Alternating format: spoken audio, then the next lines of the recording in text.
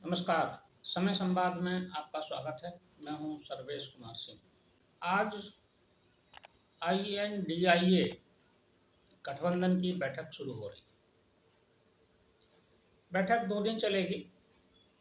आज शाम से बैठक शुरू होगी, उसका एजेंडा जारी हो गया है और कल शाम तक की बैठक चलेगी। शाम को कल पत्रकार वार्ता होगी जिसमें गठबंधन का जो एजेंडा है या जो निर्णय हुए हैं उसकी जानकारी दी जाएगी।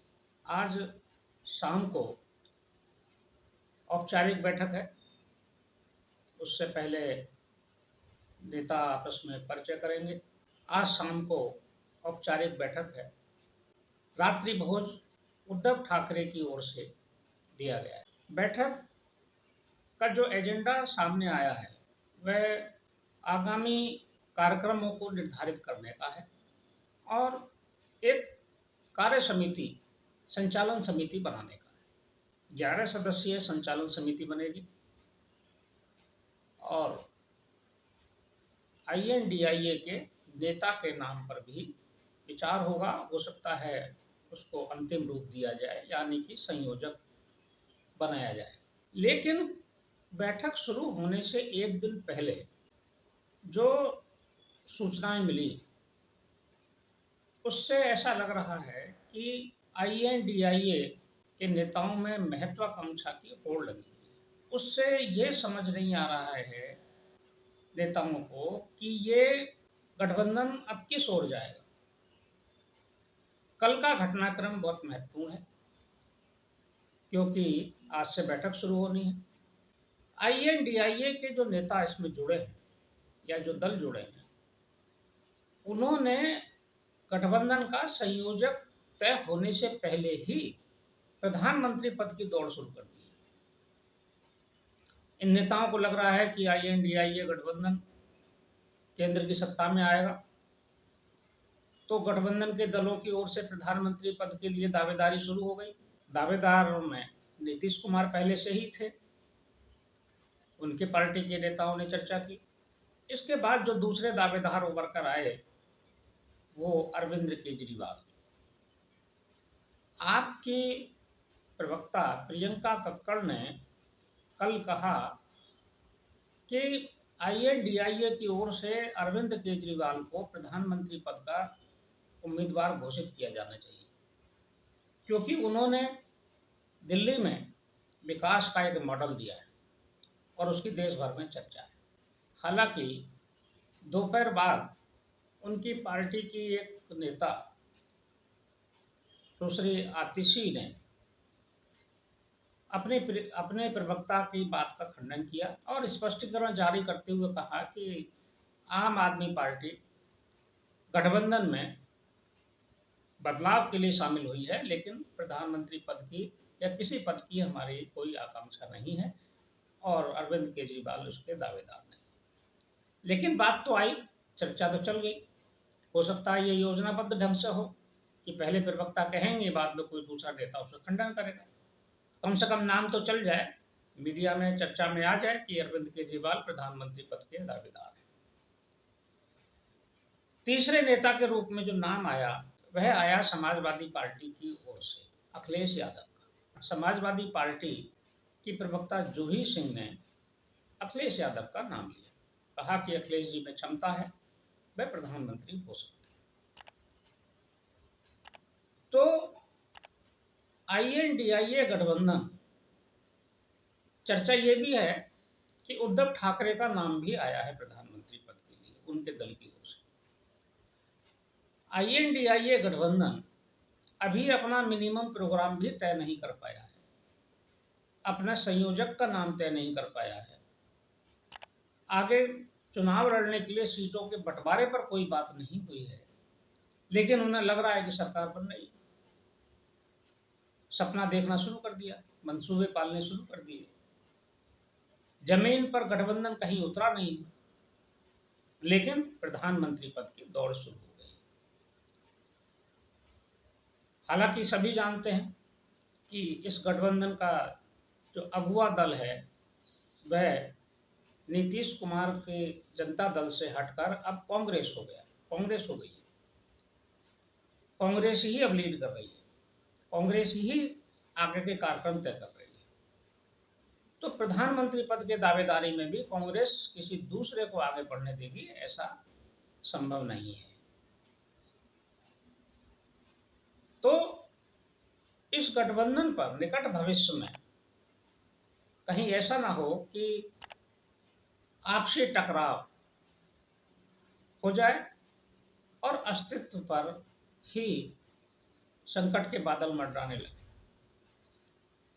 आईएनडीआईए के नेताओं का एकमात्र लक्ष्य प्रधानमंत्री नरेंद्र मोदी की आलोचना करना है। उनको लगता है कि नरेंद्र मोदी की आलोचना करो, जनता का वोट मिल जाएगा, और ज्यादा करना है तो अंबानी अडानी की करो, गुजरात की चर्चा करो। इसके अलावा कोई उनके पास ऐसा मुद्दा नहीं है कि जो वे एनडीए की सरकार को घेर सके।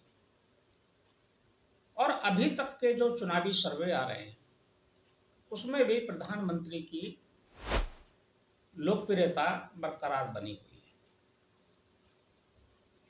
है। ऐसे में एक विपक्षी एकता का प्रयास, जो एक स्वस्थ लोकतंत्र के लिए अच्छा हो सकता है, कि केंद्र सरकार को या सत्तारूढ़ दल को चुनौती मिले, ये लोकतांत्रिक परंपरा के अनुसार ठीक है, मिलनी भी चाहिए, लेकिन वो चुनौती मुद्दों पर मिले।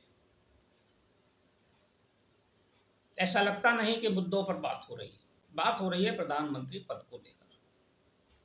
प्रधानमंत्री पद को लेकर जो दौड़ शुरू हुई है, ये कहां तक जाएगी और कांग्रेस उसको कैसे मैनेज करेगी, ये देखना होगा। एक और सूचना मिली है कि पिछली जो बैठक हुई थी आईएनडीआईए की, उसमें 18 जुलाई की बेंगलुरु की बैठक में 26 दल शामिल हुए थे। अभी कल संजय राउत ने बताया है मुंबई में कि इस बैठक में 28 दल शामिल होने वाले हैं, यानी कि 2 दल बढ़ रहे हैं। जबकि पटना की बैठक में 15 दल आए थे, 23 जून को वो बैठक हुई थी। तो हो सकता है कि आईएनडीआईए के जो शिल्पकार हैं, नेता हैं, वो दलों की संख्या बढ़ाने पर जोर दे रहे हैं। अब दलों की स्थिति क्या है जिनकी संख्या बढ़ा रहे हैं? कई दल ऐसे हैं जिनका एक भी सांसद लोकसभा में नहीं है, लेकिन वो आईएनडीआईए गठबंधन के हिस्सा हैं। तो केवल संख्या बढ़ाने से तो कुछ होने वाला नहीं है। प्रभावशाली दल शामिल रहें, एकजुट रहें, और जमीनी हकीकत को समझने वाले और जमीनी प्रभाव वाले दल और नेता जब शामिल होंगे, तभी वे प्रधानमंत्री को या एनडीए को चुनौती दे सकते हैं। कार्यक्रम की या बैठक की जो सूचना जारी हुई है, उसमें ये नहीं बताया गया है कि इस बैठक की अध्यक्षता कौन करेगा। हो सकता है कि इस बैठक में फिर सोनिया गांधी खुद आए, वे बैठक की अध्यक्षता करें, या मल्लिकार्जुन खड़गे करें। हो सकता है चूंकि बैठक मुंबई में हो रही है, इसलिए शरद पवार करें। शरद पवार अगर बैठक की अध्यक्षता करते हैं तो बैठक सही दिशा में और सही रणनीति को निर्धारित करने की ओर भी जा सकती है, क्योंकि शरद पवार का एक बहुत लंबा राजनीतिक कर्म, लगभग 5 दशक की उन्होंने राजनीति की है, और वे राजनीति के कुशल शिल्पी भी हैं। लेकिन उनकी एक छवि ये भी है कि वे बहुत प्रधानमंत्री नरेंद्र मोदी के खिलाफ कोई बहुत आक्रामक फैसले नहीं लेते, लेकिन फिर भी सुलझे हुए नेता हैं। देखना होगा कि 2 दिन की बैठक के बाद क्या परिणाम जारी होता है, क्या परिणाम आता है, और उसकी क्या सूचना मिलती है देश को। अच्छा होगा गठबंधन रहे और सीधा मुकाबला 2 दलों के बीच देश में हो जाए। हालांकि इसकी संभावना बहुत कम नज़र आ रही है, क्योंकि इस गठबंधन का एक हिस्सा वाम दल भी है, सीपीआई और सीपीएम भी। कई राज्य ऐसे हैं जहां सीपीएम, सीपीआई और कांग्रेस के बीच सीधे सीधे तनातनी है। इसमें एक राज्य केरल भी है। केरल में वाम मोर्चा की सरकार है और वहां के मुख्यमंत्री पिनरई ने अभी 2 दिन पहले ही एक बयान कांग्रेस के खिलाफ दिया है। तो ये भी एक नए टकराव की वजह हो सकती है और वाम दल इनके साथ आखिर तक जुड़े रहेंगे, इसमें भी संदेह है। समय संवाद में आज बस इतना ही। कल फिर मिलेंगे किसी एक खास विषय के साथ। तब तक के लिए मैं सर्वेश कुमार सिंह आपसे विदाई लेता हूँ। नमस्कार।